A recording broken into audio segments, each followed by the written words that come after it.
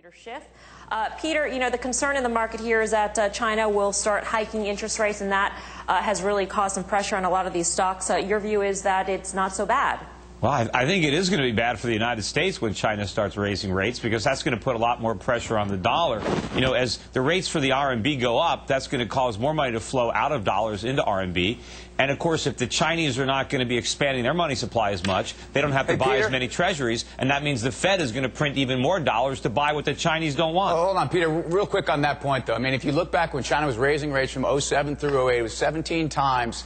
The RMB didn't really move that much against the dollar. In fact, how can you even argue that the RMB moves on fundamentals? It's a managed currency, and the dollar's move against the RMB is totally independent of what they're doing on monetary policy. No, what's going to happen is, even if they hold the RMB flat, the fact that rates are rising on the RMB, if there's no downside to the RMB because it can't fall against the dollar, then people who hold dollars are going to move to RMB to get the higher yield. There's no downside. People? Chinese investors or U.S. all investors? All over the world, and people will do it on leverage. People will borrow dollars to buy RMB. There's a carry there. Yes, they will. And ultimately, the Chinese are going to let the RMB rise. They're going to let that band go up. They can't keep the RMB down because then they have to flood their country with money. The global economy that you say is so weak, Peter, China's still got to export their way out of it. They're going to keep their currency undervalued. They're going to play the same export game that they've done for the whole year. That's consistent with what you're saying. You're saying the world has no growth. China has to export their way out. They have 1.2 billion people. They don't have to export anything. They got plenty of people in their country to buy their stuff.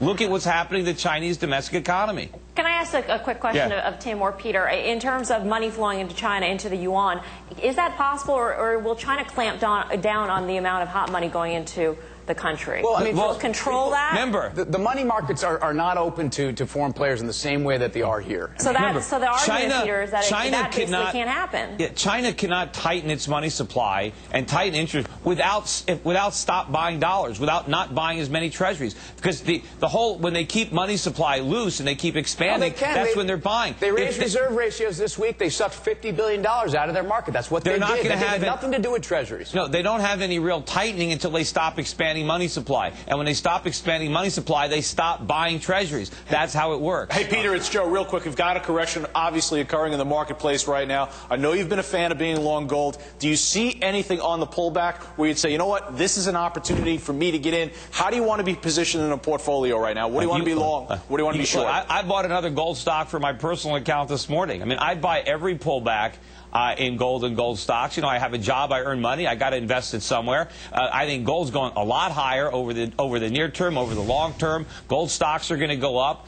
You know, whenever they go down, it's an opportunity to buy. There's always noise in the market. In the short run, oftentimes you get opposite moves, like the dollar rallied on this China news. But what China is doing is very negative for the dollar. So if you understand the fundamentals, you can always fade the short-term counter reaction. Hey, Peter, is there any U.S. equity right now that you could say to somebody, you know what, I'd like to own that stock, whether it be Coke or Pepsi or anything? Is there anything in the U.S. area that you would say in an equity form, I'd buy that stock? I own some U.S. stocks. I own some oil companies. I own some mining companies. You know, I'm not completely out. Are there specific names that somebody could say, you know what, which oil companies are better than others in this environment? Which mining companies are better in this environment? Yeah, I think the best ones, unfortunately, are abroad right now. But I own several stocks on my own account. But I just assume not to speak about them, because last time I did, I got a call from the regulators, and so I'm trying to keep quiet. All right, we don't want you to get put in the clunker. You can't Peter. keep quiet. All right, Peter, thank you, Peter Schiff of Euro Pacific Capital, also the author of Crash Proof 2.0, the fine book you see there.